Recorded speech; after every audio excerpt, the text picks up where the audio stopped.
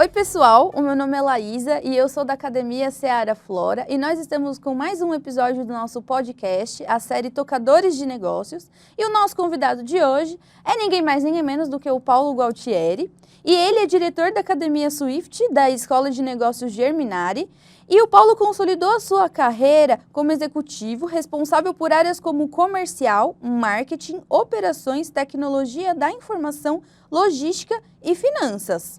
Com experiência no relacionamento com grandes clientes corporativos, distribuidores nacionais, consultores governamentais, bem como em contato com a imprensa.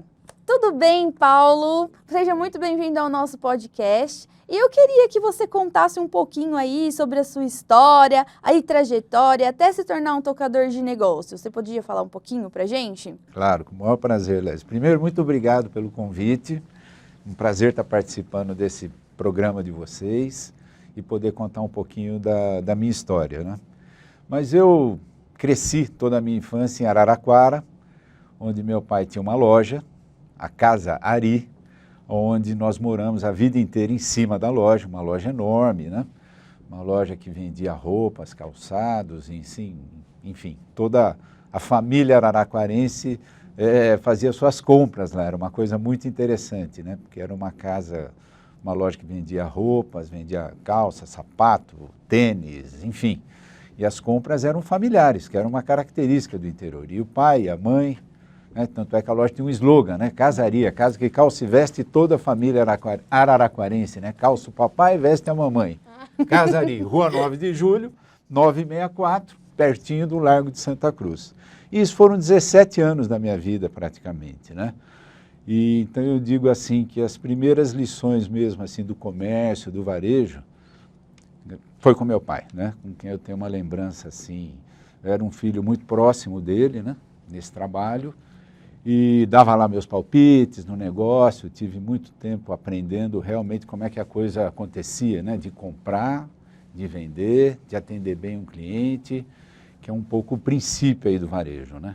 Que é praticamente onde eu vou pautar toda a minha vida, a minha carreira. Minha experiência ela vai se dar praticamente dentro do varejo. Mas eu, nessa idade, prestei um vestibular, entrei numa faculdade e vim, na sequência, vim morar em São Paulo. E aí eu estava fazendo economia na PUC, meu primeiro estágio foi na Camargo Correia, né? Nós tínhamos que fazer um trabalho de controle de gestão em Tucuruí. Foi uma partida dura lá de Araraquara, né? Enfim, mas meu pai compreendendo toda a minha perspectiva de vida e outros anseios que eu tinha. E comecei esse estágio lá na Camargo Correia, eu tinha um irmão que era engenheiro civil, e foi uma época também muito importante, trabalhei com uma pessoa assim muito disciplinada, uma pessoa que me deu uma orientação muito importante assim sobre a rotina no dia a dia, né? Porque disciplina e organização é uma coisa que é meio sinônimo uma da outra, né? E eu era uma pessoa extremamente organizada, mas na verdade ele era extremamente disciplinado, né? Ou ele era extremamente disciplinado, consequentemente ele era extremamente organizado, né? E para um jovem assim, na minha idade, começando, aquilo para mim foi muito emblemático, né? Nessa ocasião eu fui fazer um curso numa empresa que se chamava Servel, era uma empresa de um banco importante na ocasião, o BCN, né? Essa empresa era Servel, Serviços Eletrônicos, eu fui fazer um curso de programação, que era o que se vivia naquela época, eu estou falando aqui de anos 80, né? E você tinha uma linguagem de programação que era o COBOL, né? Que era uma linguagem extremamente relevante para tudo que se montava em termos de processamento de dados, e tinha os módulos, né, de programação, da linguagem, e tinha o módulo de lógica. E eu fui muito bem no módulo de lógica na ocasião, e fui contratado por eles para dar aula no módulo de lógica. Olha só! E ali que começou meu envolvimento com essa parte de informática, né? Eram os modelos que você tinha naquela ocasião, de processamento de dados, né? Grandes birôs de processamento de informações. E foi engraçado, porque nessa ocasião o banco era um banco bastante avançado, né, tecnologicamente falando, e eles lançaram um negócio que eu tive a oportunidade de participar, assim, de estar próximo ali, né, que era um sistema audível de saldo de conta corrente. Hoje, se a gente fala um negócio desse, ninguém vai saber direito do que eu estou falando, né? Mas você ligava num número de telefone para o banco e uma voz, que era realmente gravada, né? Todos os valores eram gravados, ela te informava qual era o teu saldo que você tinha no banco. Foi o primeiro evento assim tecnológico, né, num sistema bancário e tal, de você ligar e poder saber o saldo por telefone, né, da conta corrente. Quem diria? Quem diria? Uma coisa assim bem... Mas enfim, passado esse período lá no banco, eu fui para uma outra oportunidade numa empresa que na verdade era um laboratório fotográfico que se chamava CURT. E eles estavam também inovando nessa parte de revelação de filme para fotografia, né, num negócio denominado Minilab, também era uma inovação. E aí o meu conhecimento tecnológico, mas esse anseio de ver essa inovação, juntou uma coisa com a outra. A oportunidade era numa área administrativa. E passado um tempo, essa empresa foi comprada pela Kodak. E a Kodak fazia um lançamento mundial de máquinas fotográficas, enfim, mas essa empresa, a área especificamente que eu estava, ela era uma área de filmagens e tinha uma outra característica bem interessante, porque uma coisa que era famosa na época era videocassete. Então ela tinha uma área de reprodução para vender para as locadoras, né, prestar serviço para as locadoras de vídeo, o que se chamava área de reprodução. Então você imagina assim, uma sala enorme com mais de 500 máquinas de videocassete, que talvez hoje ninguém sabe exatamente o que é isso que eu estou falando, né? O que eram essas máquinas, né? Mas você tinha uma matriz vinda dos Estados Unidos, de algum lugar, e fazia as cópias do filme, né? E entregava para as locadoras para elas poderem fazer a locação. Então, assim, de novo, né, eu estava me envolvendo com uma coisa assim, que era o que tinha de mais atual e mais de inovação, né, que sempre foi uma coisa que me puxou muito, assim, né. No negócio eu sempre procurava uma coisa, assim, que estivesse sendo diferente, inovadora, enfim. E ali eu fiquei praticamente uns 4, 5 anos aí nessa atividade, quando eu fui trabalhar no Grupo Pão de Açúcar em 1989. No Grupo Pão de Açúcar eu fiquei 25 anos. Né? Eu costumo dizer assim que eu cheguei numa época assim que a empresa estava no auge. Ela era uma empresa líder ali naquele segmento, uma empresa que tinha 50 mil funcionários, mais de 600 lojas. Isso era final do ano de 89. E quando foi em março de 90, nessas transições, a empresa, num plano que houve econômico, com uma nova política que houve no Brasil, a empresa sofreu muito com essas decisões, com esse momento, né? E a empresa praticamente quebrou ali, naquele momento, né? Entre 90 e 92, de 50 mil funcionários passou a ter 13 mil, de 600 lojas, não tinha 200, não é? E aí se iniciou toda uma reconstrução, onde eu fui tendo oportunidades e uma certa inquietação de querer saber as coisas. Eu tinha sido admitida numa área de planejamento, que dava uma visão muito ampla, assim, né, do comprar e vender, prazos de pagamento, questões de fluxo de caixa, né, como é que você financiava a mercadoria, a empresa passando por bastante dificuldade. E isso durou ali praticamente uns 5 anos, né, entre 92 e 97, a empresa tendo que se reposicionar, né, para poder obter créditos, para poder comprar mercadoria, vender para os seus clientes.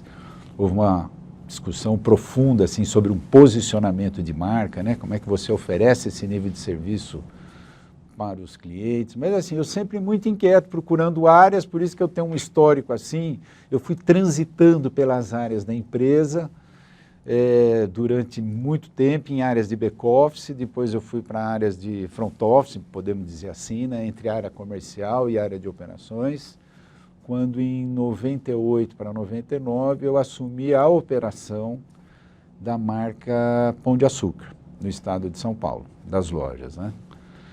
Ali eu já tinha quase que uns 8 anos de empresa e era um momento que a empresa começava a consolidar, né, essa recuperação de mercado, essa reconstrução.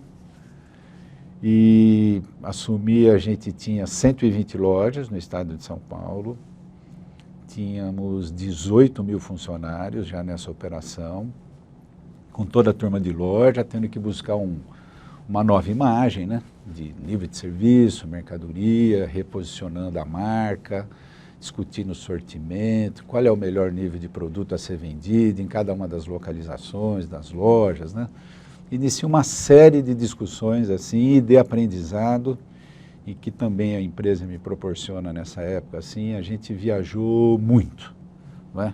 Tinha uma filosofia de realmente ir aprender, né? A empresa com essa dificuldade que passou, aprendeu muito sobre arrogância, sobre humildade, sobre ter pessoa certa no lugar certo, coisas importantes assim dentro de uma organização, né? Seus valores, e tudo isso começou a ser exercitado e posto em prática realmente, né? Os funcionários sendo ouvidos, as ideias vindo da loja, e isso foi uma reconstrução assim muito importante. Praticamente reposicionou a empresa no mercado, ela passou a ocupar novamente uma posição de liderança, de vanguarda, de inovadora, e essa oportunidade de conhecer as coisas lá fora trouxe muita experiência positiva, né? Não só pessoal, né? Porque você acaba sendo uma pessoa única, né? Tanto no trabalho, quanto em casa, quanto no dia a dia da família, né? Mas assim, a gente aprendeu coisas importantes, né? Relativo a atendimento, layout de loja, como atender de fato um cliente, ou melhor, como você de fato ter uma empresa focada no cliente, né? Onde você realmente atende os desejos, os anseios dos clientes, enfim. E nessa gestão aí, né? Nessa evolução, tem alguns aprendizados que ficam, né? Porque normalmente o varejo faz reestruturações, né? Quer cortar despesa, né? Uma vez a gente estava num programa lá de redução de despesa, né? Para ficar mais eficiente, e alguém trouxe a ideia lá de não ter empacotador em loja, né? E que isso poderia trazer uma economia, enfim, né? E as pessoas, uma pessoa que participava lá da administração falou: mas quem disse que o teu consumidor não está afim de pagar o empacotador, né? Então, quando você se dispõe a ouvir o cliente, você acaba criando uma trajetória diferente, né? E o cliente é tudo, né? O cliente é o outro, né? Ah, estou no varejo, eu estou ouvindo o meu cliente. Não, você está ouvindo seu funcionário, o cliente, sua mulher, seus filhos, né? Quem dirá até seu cachorrinho à noite, que às vezes ele tem alguma coisa para te dizer, né? E isso é um enorme princípio da humildade, né? Que eu falo assim, todo o aprendizado que a gente teve lá da arrogância, a humildade aparece, porque realmente é se colocar no lugar do outro, é ouvir o outro e aprender a ouvir, né? E, não é? Isso foi se tornando uma experiência muito ampla, assim, para você realmente começar a entender como é que você toca um negócio, né? Isso é fundamental, né? O sucesso realmente do negócio está em você estar ouvindo os outros, né? E aí eu fiquei nessa trajetória lá durante todo esse tempo e fui ocupando cargos, fui crescendo, eu saí da operação, fui cuidando de comercial nas regionais, que é um outro desafio enorme. O Brasil é um país continental, né? Você está trabalhando numa cidade como São Paulo, e aí surge uma oportunidade, e a gente tem escritórios regionais no Ceará, em Brasília, em Recife, em Salvador, em Belo Horizonte, em Curitiba e no Rio de Janeiro. Nossa.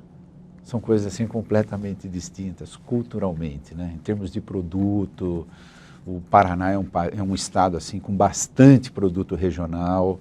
O Nordeste tem produtos muito característicos, tem um jeito muito próprio de você atender, de você aprender, né?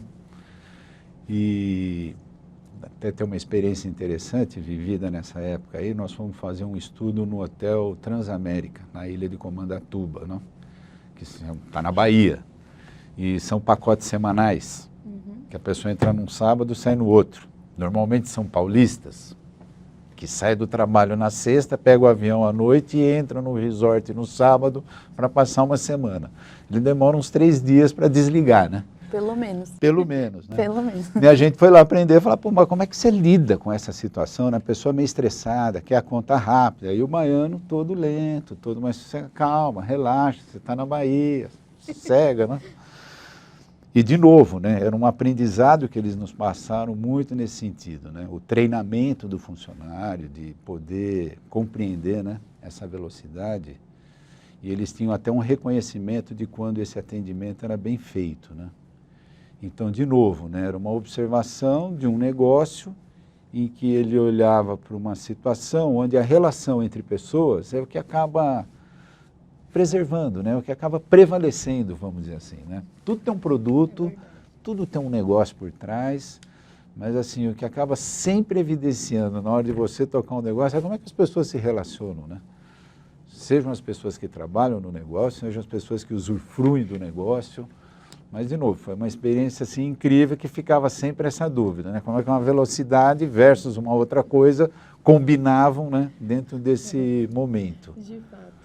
E aí depois eu fiquei todo esse tempo lá, fui passando por vários cargos, até ir para uma diretoria executiva, onde realmente daí a questão do tocador de negócio toma uma outra conotação, porque nessa época ali, 2013, né, que foi até quando eu fiquei, o Pão de Açúcar já tinha adquirido, né, a Casas Bahia, o Ponto Frio, o Açaí, tinha o Pão de Açúcar, tinha o Extra e tinha a Cenova, que eram todas as empresas de ponto com.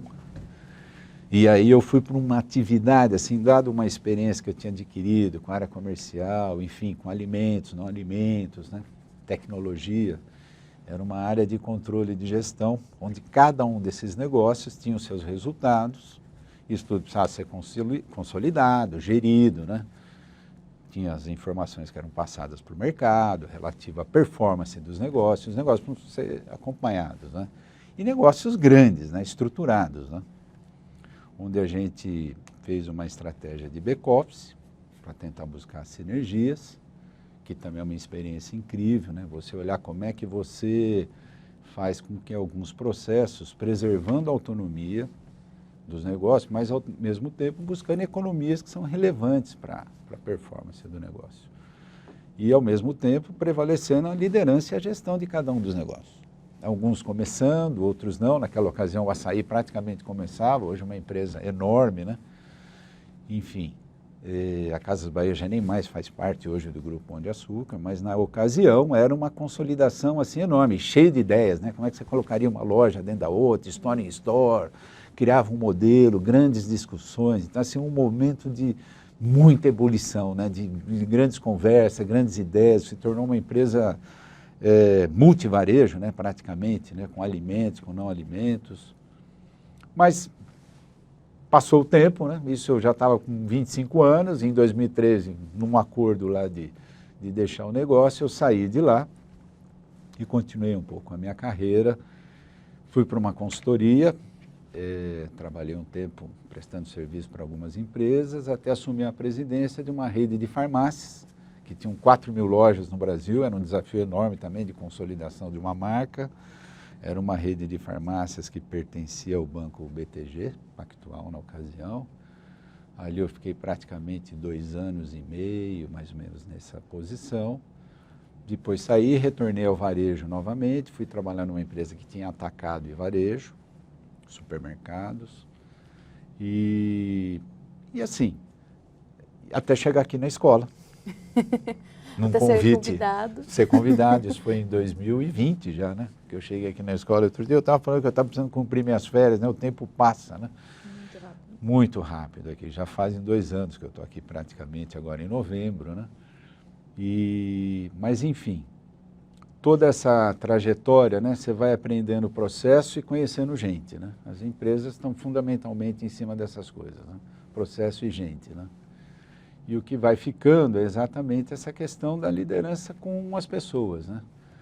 Tudo está em cima das pessoas e dos valores, né? Então, assim, o que eu trago, assim, da minha vivência, né? Dessa experiência toda, o que eu terminaria hoje, né? Eu olhando um pouco para esse filme aí, né? O quanto eu tive que ter resiliência, né? O quanto que eu tive que ter alguns momentos, assim, é uma palavrinha, não é uma vanglória, mas é uma coisa que a gente precisa pensar sempre, né? Porque a gente precisa ter coragem, né? Precisa tomar decisões, né? precisa fazer as coisas na hora que precisam ser feitas, né? Não dá para você ficar procrastinando, né? Vamos dizer assim. Enfim, é o que ficou dessa experiência em toda essa trajetória. Então, mais ou menos essa é a minha história, esse meu filme. Nessa minha história aí tem minha mulher, meus filhos, né? Que foram maravilhosos, estão comigo. Aí um ainda mora comigo, o outro já cresceu, já está tocando a vida dele. E também pessoas assim com seus anseios, com as suas mudanças, com as suas dúvidas. Às vezes a gente até sabe como é que a história aconteceu, mas a gente tem que deixá-los viver, né? A experiência para poder aprender com isso também. Mas é isso. Essa foi a minha história, meu filme aí. Ah, eu adorei escutar. Tinha que virar filme mesmo, hein? Eu acho. Tá ótimo. Eu acho. Então você já compartilhou com a gente aí um pouquinho das suas práticas como gestor, já trouxe aí as contribuições e eu tenho outra pergunta para você. Por favor. Tá? Então, o que você considera relevante transmitir ao nosso estudante para que ele se torne um tocador de negócios voltado para o varejo de bens de consumo? Olha, uma coisa que eu sempre destaco, você quando chega num negócio e tal, tem duas coisas assim, fundamentais, assim, que você precisa saber quem são as pessoas que você está trabalhando e qual a situação de resultado que aquele negócio tem. No mínimo, você tem que saber essas duas coisas. Está difícil, está longe, está perto, está entregando, não está entregando o resultado. E quem é o time que eu trabalho? Porque esse time é que vai fazer esse resultado. Né? Com certeza. Então, são duas informações preliminares assim, importantes para você saber que é uma característica de um tocador de negócio. Né? Você, na minha visão, são as duas coisas importantes. Né? E esse foco no desenvolvimento das pessoas, do time, né, de gastar tempo com isso, né, de ouvir, de conversar, porque... E não é questão de ficar fazendo reunião, então, porque quem faz muita reunião, muita conversa, é porque o time não está sabendo o que precisa fazer. Né? Então você fica toda hora se reunindo para tentar dizer alguma coisa. O time sabe o que tem que fazer, está todo mundo comprometido numa direção, a coisa flui rápida, né? As conversas são rápidas, né? Então eu digo assim, você, no nosso caso aqui, né, principalmente, a escola está totalmente conectada assim à JBS, né? Que tem assim um poder muito grande, baseada nos seus valores, a força dos seus valores, na bem da verdade, é o que eu gostaria de dizer, né? Então assim, você se tornar um guardião desses valores e se tornar uma pessoa focada no desenvolvimento das pessoas, a entrega dos resultados, o crescimento, né? Porque as pessoas querem crescer, as pessoas querem se desenvolver, né? Se tem gente jovem, tem gente mais velha, né? Você tem que ter um time de extraordinários, de gente diferenciada, né? Você só consegue isso se você estiver exatamente olhando para as pessoas, com essa conversa franca, objetiva, olhando para os valores e cuidando do desenvolvimento delas, né? Então eu diria que essa é o maior ponto de atenção, é a maior recomendação que eu faria, né? O tocador de negócio tem que estar olhando para a nossa gente, olhando para as pessoas e sendo um tremendo guardião dos valores da JBS. Ai, que legal. E eu tenho aqui, né, a gente sabe que a Swift ela é referência em qualidade de produtos alimentícios congelados e além de contar com um programa de Store in Store, levando aos consumidores espaços personalizados em grandes canais varejistas, esses espaços são gerenciados pela Swift com atendentes especializados. E como é que você vê isso presente na educação prática de um futuro gestor da Academia Swift? Olha, eu falo assim, essa é uma vantagem enorme da Academia Swift na formação das pessoas, assim, porque o negócio, ele empresta para a gente uma estrutura de lojas em que a gente pode alocar os alunos durante um período pré-determinado, em que ele faz um estágio liderando uma loja. Ele é o líder sênior, ele é o gerente da loja, responsável pela loja. Na loja você tem seus funcionários, seus clientes, e nada disso é estático, tudo isso é extremamente dinâmico, a vida vai acontecendo ali dentro, né? E eles são muito jovens quando assumem esse papel, e a gente está muito próximo disso. Então, essa característica da Swift, tanto de loja no varejo, que são lojas que estão dentro de empresas varejistas, enfim, Pão de Açúcar, Carrefour, enfim, vários, Atacadão, né, que a loja está lá dentro, você tem seu time, você tem seus consumidores, e este dia a dia, a gente percebe isso muito claramente quando essa estrutura é emprestada no desenvolvimento dos alunos, porque você lidera a gente, cuidar de um faturamento, de um abastecimento, clientes felizes, às vezes com dúvida, às vezes descontentes, que se manifestam. Então, uma relação extremamente intensa, né? Mais a atenção que eles têm que ter hoje, principalmente, né, no mercado, sobre os seus diferenciais, conhecimento dos produtos, saber oferecer uma solução para o consumidor quando ele chega na loja, que às vezes a pessoa chega com dúvida e tem uma ocasião na casa dela, e aí dá tudo certo na ocasião. Eu tenho um churrasco, vou receber uma filha, receber uma... Porque o envolvimento é muito intenso, né? É o que a gente chama aí do B2C, né? Que você está com o consumidor, né? E essa experiência, ela é única, né? Porque a pessoa compra, ela precisa fazer em casa, ela precisa fazer corretamente, dá tudo certo, e ela vai voltar e falar, foi maravilhoso, deu certo a receita, o produto é maravilhoso, e ele vivencia isso, né? O aluno passa a vivenciar uma coisa muito importante nesse sentido. Então, eu falo assim, a vivência numa loja de varejo, ela traz uma realidade muito interessante, assim, num amadurecimento, numa experiência de vida. Então, eu acho que essa é a grande sacada. Ir para a loja e viver operações nesse momento em que eles estão na Academia Swift. Ai, que legal. Então, tá tudo baseado na experiência, né? Tudo. Tá. E você pode contar um pouco sobre o Distrito Germinari, sobre a loja da Swift localizada aqui no Instituto IJF, que é, portanto, né, é junto do prédio da escola, e como é que essas frentes contribuem para a formação acelerada dos futuros tocadores de negócio? Então, olha, primeiro sobre o Distrito Germinari, que agora é uma regional. Nós temos uma regional que tem 60 lojas em que a gente cuida de toda a formação, tanto de distritais quanto de líder sênior de loja. E hoje, cada vez mais a gente está consolidando, a gente pensa inicialmente como uma extensão da escola, tanto é que a gente chama de loja-escola. A gente faz no primeiro ano, enquanto eles estão numa rota de vendas, seja na Academia Seara ou na Academia Friboi, eles aos sábados fazem um estágio em loja. E no segundo ano, eles vão para assumir uma loja, como líder sênior. E aí a gente chama de loja-escola, todo esse período, porque eles testam no primeiro ano alguns conceitos em sala de aula, aos sábados passam a fazer um estágio, e quando passam para o segundo ano, eles assumem realmente a gerência de uma loja. Isso tudo dentro de um distrito.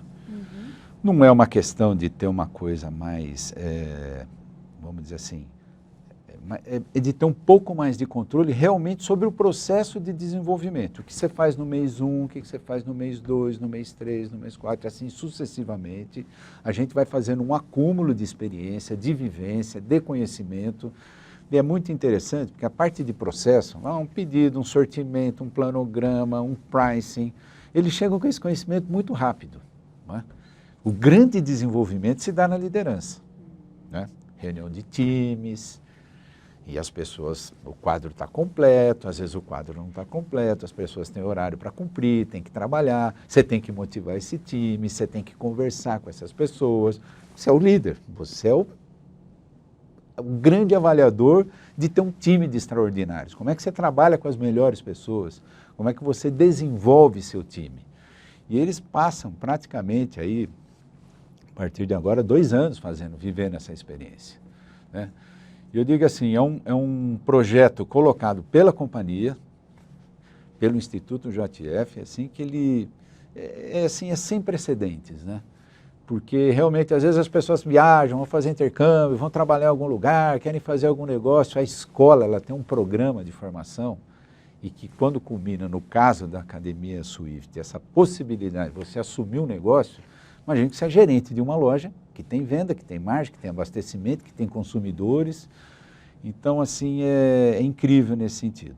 A loja aqui na escola, ela acabou propiciando um monte de aula prática, que hoje ela se dá no 6º ano, no 7º, no 8º.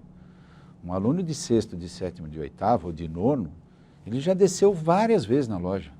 Já viu um produto, já viu uma etiqueta, já fez uma compra, já passou num PDV, que hoje a gente fala sobre isso, é super normal, mas eu vejo no processo de admissão, não, você já foi num supermercado, já foi com a minha mãe. Imagina, é uma criança que vai com a mãe e tem uma visão, e a gente começa a formar essa coisa do comércio, né?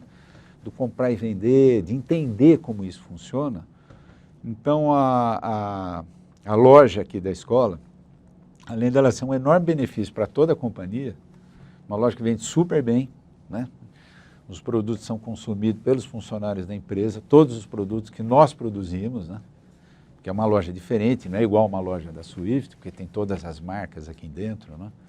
Da Seara, da Friboi, da Swift, Couros, né? Está aqui presente também.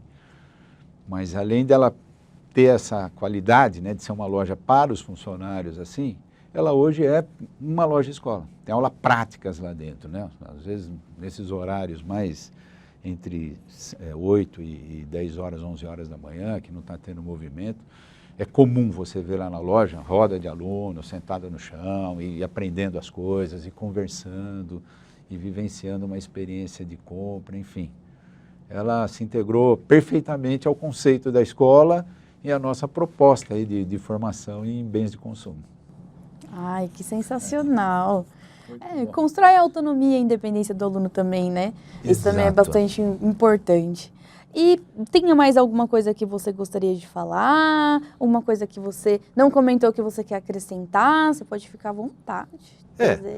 Eu só acrescentaria uma coisa assim, né? Eu vejo hoje jovens, né, começando a sua vida, enfim, a gente vai tentando passar isso para eles, né? E uma coisa que vai ficar sempre assim, né? O que um tocador de negócio realmente vai deixando, né, na sua trajetória, no seu caminho, né? É o impacto que eles vão causando na vida das pessoas. Se positivo, é a melhor lembrança, né? Trabalhei com um cara maravilhoso, que eu não esqueço dele nunca na minha vida, né? O problema é que há deslizes, né? Você acaba trombando pessoas aí que você fala, putz, o cara... Então, assim, todo cuidado que a gente toma, principalmente porque a gente na academia, até Swift, a gente tem a disciplina lá de chefia e liderança, né? De pessoas, enfim, é sempre de estar orientando nesse sentido, né? Você sempre está impactando na vida de alguém com a sua decisão. Por mais que você esteja olhando para você, para o seu crescimento, para o seu desenvolvimento, em alguma coisa você está causando isso, né? Então, assim, o que eu acrescentaria é isso. Tem a visão deste olhar, que você está se relacionando com um monte de gente, algumas vão ficar a sua vida inteira, né? Nesse ambiente de trabalho, nesse ambiente de construção, mas, assim, aguardar sempre esse ponto, né? O que vai ficar é o impacto que você vai causar nas pessoas. Com certeza. Eu adorei. Ótimo. Eu adorei. Paulo, muitíssimo obrigada por dedicar um pouco do seu tempo para nós, por nos trazer aí informações incríveis, por acrescentar muito, muito aí de conhecimento para a gente, tá? E nós encerramos por aqui hoje, tá? Se você não assistiu os nossos episódios anteriores, está tudo disponível lá no nosso canal do YouTube, não deixa de checar, tá bom? Até a próxima!